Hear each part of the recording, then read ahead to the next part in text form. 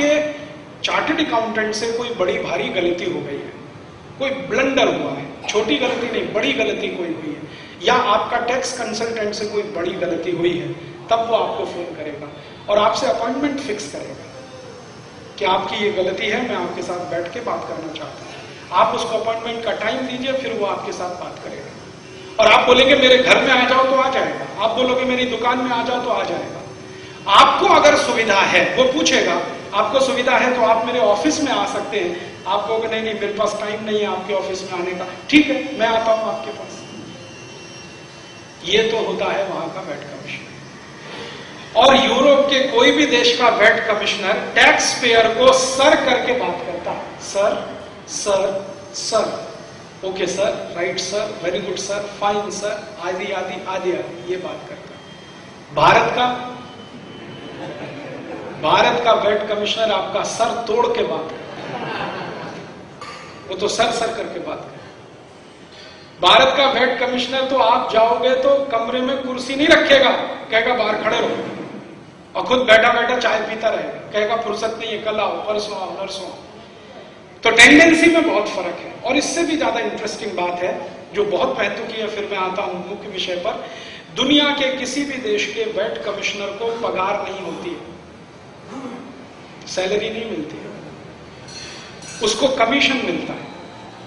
जितना वो टैक्स लेगा उसका कमीशन फिक्स होता है, और हर देश में अलग अलग है। कोई देश में 0.5%, माने आपने जो टोटल टैक्स इकट्ठा किया उसका 0.5% आपका कमीशन, आपने जो टैक्स इकट्ठा किया उसका 1% कमीशन। 1% से कहीं ज्यादा नहीं है और 0.25% से कहीं कम नहीं है। तो 0.25% से लेकर 1% के बीच में कमीशन फिक्स होता है, किसी को सैलरी नहीं है, कमीशन।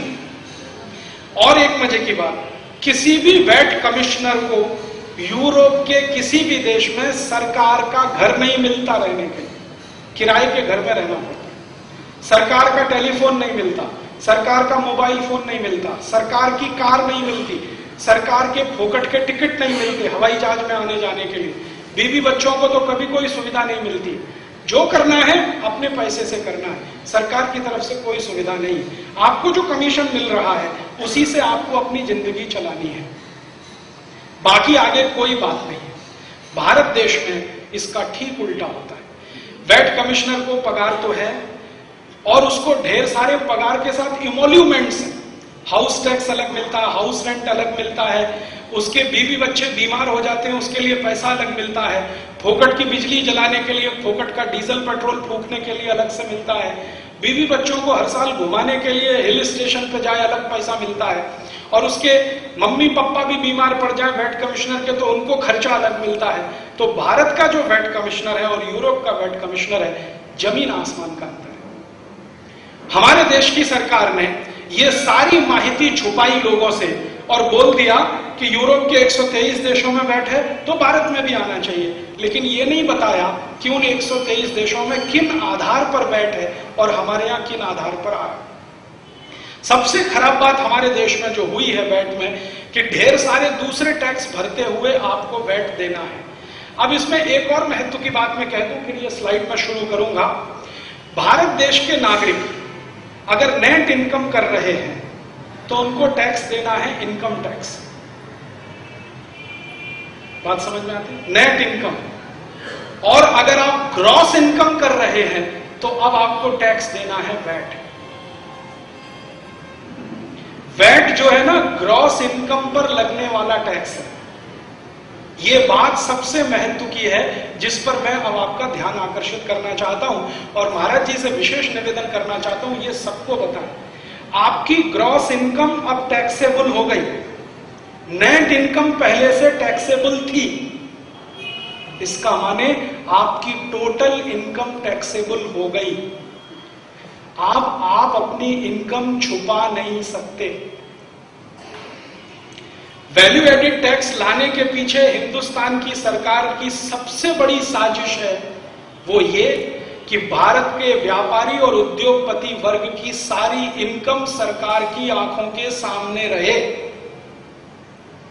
आप उसे छुपा नहीं सके। अभी क्या होता था, अभी जब आप सेल्स टैक्स देते थे तो उसमें ग्रॉस इनकम टैक्सेबल नहीं थी, नेट इनकम टैक्सेबल थी, तो उसमें आप थोड़ी बहुत बचत कर सकते थे। बचत करने को सरकार कहती है कर चोरी, और मैं उसको कहता हूं बचत। सरकार उसको कर चोरी कहती है कि आप टैक्स एवेजन कर रहे हैं, और मैं मानता हूं कि आप इस देश की डोमेस्टिक सेविंग्स बढ़ा रहे हैं। अगर आप टैक्स नहीं भर रहे हैं तो आप इस देश की बचत बढ़ा रहे हैं।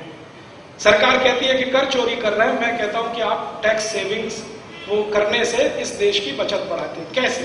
हिंदुस्तान के जो लोग टैक्स में पैसे कटौती करते हैं या टैक्स नहीं भरते हैं या टैक्स की चोरी करते हैं, जो भी शब्द इस्तेमाल करें, वही लोग सबसे ज्यादा डोनेशन देते हैं। वही लोग सबसे ज्यादा डोनेशन। महाराज जी, मेरे बहुत दोस्त हैं जो हर साल इनकम टैक्स की चोरी करते के लिए उनके घर में 4 चार्टेड अकाउंटेंट हैं जिनको महीने का 50,000 रुपए का सैलरी देते हैं। इनकम टैक्स नहीं जाना चाहिए।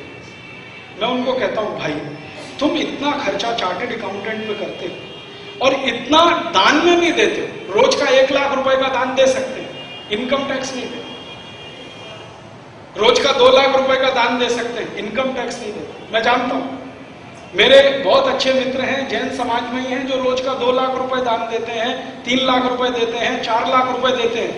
साल का उनका जो टोटल डोनेशन है ना, वो मैंने दिन में डिवाइड कर दिया, तो रोज का 2 लाख, 3 लाख, 4 लाख, 5 लाख रुपए तक डोनेट करने वाले लोग इनकम टैक्स नहीं भरते।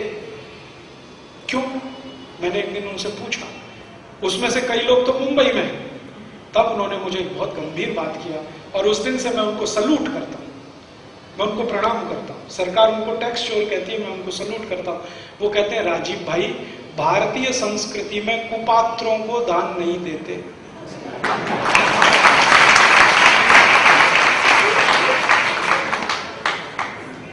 कुपात्र माने भारत की सरकार, उसको हम नहीं दे सकते। आप दान में मांगो तो घर भी खाली कर देंगे। आपको गौशाला बनानी है, हम देंगे 10 करोड़। आपको तालाब खोदना है, हम देंगे 20 करोड़। आपको गरीब बहनों की शादी करनी है, गरीब बेटियों की, हम देंगे 50 करोड़। कोई भी काम के लिए दरवाजा खुला है, इनकम टैक्स नहीं देंगे। और उसमें से एक तो मेरे ऐसे अजीज मित्र हैं, वो कहते हैं, अगर कुपात्रों को दान दिया तो नरक में जाना पड़ता है, हम नरक में नहीं जाना चाहते। अर्थात बात बिल्कुल सीधी सीधी है कि सरकार के टैक्स के पैसे को चोरी करके वो दान में देते हैं। और इसका अर्थ क्या हुआ? इसका अर्थ ये हुआ कि भारत देश में जो पैसा टैक्स से बचाया जाता है उसी से दान का काम चलता है। इसका अर्थ ये हुआ कि जो पैसा टैक्स से बचता है वही मंदिरों में काम आता है, वही समाज के काम में लगता है। वो जीव दया के काम में लगे, मंदिर के काम में लगे, मठ के काम में लगे, किसी दूसरे सामाजिक काम में लगे, ये वही पैसा है जो टैक्स से आपने बचा लिया। अब सरकार क्या कह रही है कि आपके पास टैक्स से कोई पैसा बचने ना पाए। वैट के नाम पर आपकी ग्रॉस इनकम टैक्सेबल कर दिया और नेट इनकम टैक्सेबल है। इनकम टैक्स के नाम पर माने टोटल इनकम अब आपकी टैक्सेबल है, माने कोई भी पैसा अब आप बचा नहीं पाए, अर्थात अब आप पैसे का दान नहीं कर पाए। अर्थात पैसे का दान ना हो तो मंदिर और मंदिर से जुड़ी हुई संस्थाएं ना चले। अर्थात मंदिर और मंदिर से जुड़ी संस्थाएं ना चले तो धर्म का काम बंद हो। अर्थात आप सब ईसाई बनने के लिए तैयार हो जाए। यह है असली मकसद वैट का। और मैं आपको दिखाऊंगा इस स्लाइड में, भारत सरकार ने इतनी बड़ी साजिश किया है जिसकी कल्पना आप नहीं कर सकते। यह वैट का ड्राफ्ट आया, आपको मैं एक जानकारी देता हूं। यह वैट का ड्राफ्ट आया तो सबसे पहले ड्राफ्ट को बनाने वाली जो कमेटी असीम दास गुप्ता, मैंने उनको एक प्रश्न पूछा था। इस ड्राफ्ट में एक स्लाइड आपको दिखाऊंगा, ये प्रोविजन कैसे आया। महाराज जी, इसमें एक स्लाइड है, वो आपको तो शायद दिखाई नहीं देगी, लेकिन हाँ, वो स्लाइड ये है कि जितने इंटरनेशनल ऑर्गेनाइजेशन भारत में काम करते हैं वो सब टैक्स फ्री, उनको वैट दें। All international organisations are VAT free. 22 राज्यों ने कानून बनाया वैट का। सभी राज्यों के कानून में इंटरनेशनल ऑर्गेनाइजेशंस को वैट फ्री रखा है। अब ये इंटरनेशनल ऑर्गेनाइजेशन कौन है? जितने भी चर्च ऑर्गेनाइजेशन है, सभी इंटरनेशनल ऑर्गेनाइजेशन, वो सभी वैट फ्री हैं। और जितने हिंदू धर्म के मठ मंदिर हैं, वो सभी अब वैट में आ गए। और ये परिवर्तन किस दिन आया? जिस दिन मनमोहन सिंह इस देश का प्रधानमंत्री बना, उसी दिन ये प्रोविजन डाला गया। इसके पहले एक ड्राफ्ट बना था, वो बनाया था अटल बिहारी वाजपेयी की एक सरकार चलती थी ना, उसमें एक वित्त मंत्री थे, उनका नाम था जसवंत सिंह, और थोड़े दिन एक वित्त मंत्री रहे यशवंत सिन्हा। उनके समय में जो ड्राफ्ट बनाया गया उसमें ये प्रोविजन नहीं था। आप जरा ध्यान देना, इंटरनेशनल ऑर्गेनाइजेशंस को वैट से अलग रखना, ये मनमोहन सिंह के प्रधानमंत्री बनने के बाद इसमें डाला गया। मनमोहन सिंह इस देश का प्रधानमंत्री नहीं है, सोनिया गांधी इस देश की प्रधानमंत्री है। क्योंकि मनमोहन सिंह इस बात को